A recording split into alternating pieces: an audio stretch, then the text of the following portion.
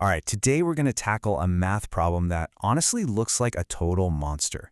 But I promise you, it's way simpler than it looks, as long as you know where to start. So let's just dive right in. So you see a problem like this, right? It's just a maze of brackets and numbers. Where on earth do you even begin?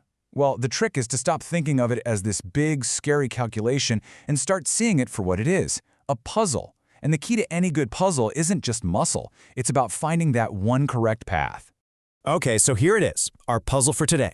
27 minus, well, a whole bunch of stuff tucked inside other stuff. It's designed to look confusing, but seriously, don't sweat it. There's a super simple, logical order we can follow that's just going to slice right through all that mess and get us straight to the answer. And here's the golden rule, the one thing you really need to remember. You always solve the innermost set of brackets first.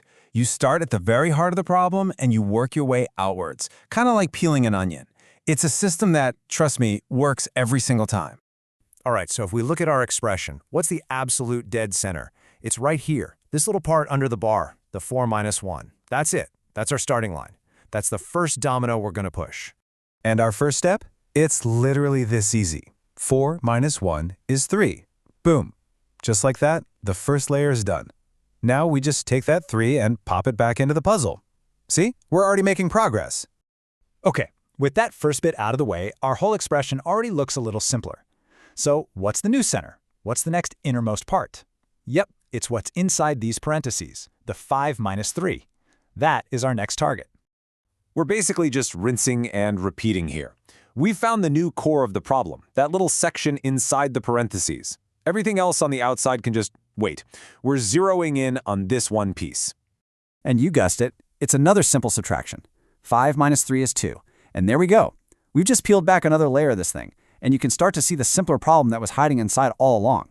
See that? The whole thing is getting so much cleaner. We're really building some momentum now. That big, complex maze we started with, it's starting to look more like a straight shot to the finish line. So what's next? The curly braces. Okay, you totally know the drill by now. Find the deepest part we have left. That's going to be the 16 minus 2, tucked inside those curly braces.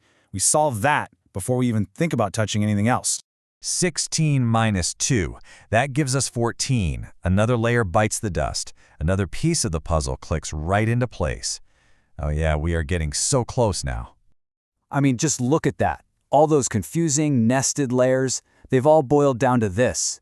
We just have one last set of brackets to deal with, the square ones. This is it, the final barrier before we get to the simple math at the end.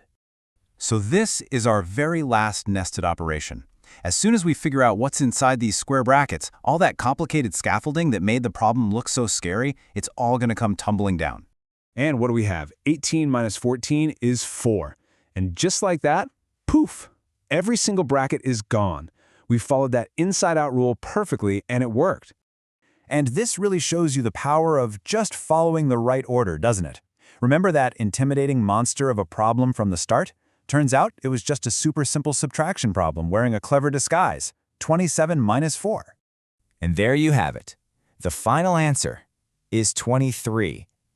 By just following a clear, logical sequence, we took something that looked totally complex and made it simple. Pretty satisfying, right? So who cares, right? Why does this even matter? Well, it's about way more than just passing a math test.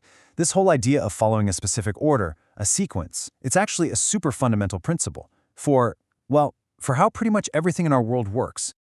I mean, just think about it for a second. You can't bake a cake if you put the pan in the oven before you mix the ingredients, right?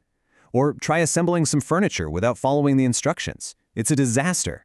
It's the same for writing computer code, or even for how our own DNA works. It all relies on commands happening in the exact right sequence. The right steps in the right order, you get what you expect. The wrong order, you get total chaos. So I'll leave you with this thought. That logical step-by-step process we just walked through, that's not just for math. It's a pattern for solving problems pretty much everywhere. So what other puzzles in your life, big or small, could be cracked just by figuring out the right place to start? Something to think about. Thanks for joining me.